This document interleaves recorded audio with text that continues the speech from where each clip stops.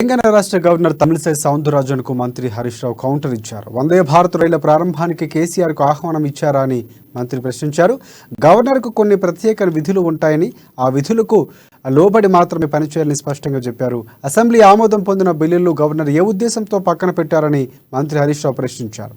ప్రభుత్వాన్ని వెన్నుపోటు పొడిచేలా గవర్నర్ వైఖరి ఉందన్నారు హరీష్ రావు.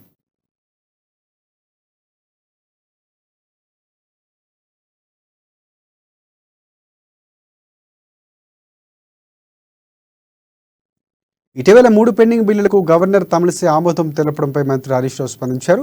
ఈ సందర్భంగా గవర్నర్పై మంత్రి ఆగ్రహం వ్యక్తం చేశారు. కేంద్రం స్వాతంత్ర్య వ్యవస్థలను రాజకీయంగా వాడుకుంటుందన్నారు.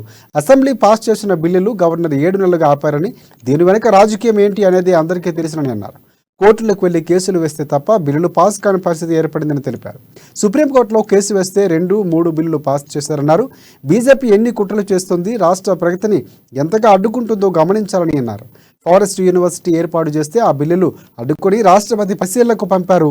ఇది రాష్ట్ర ప్రగతిని అడ్డుకోవడం కాదని మంత్రి ప్రశ్నించారు.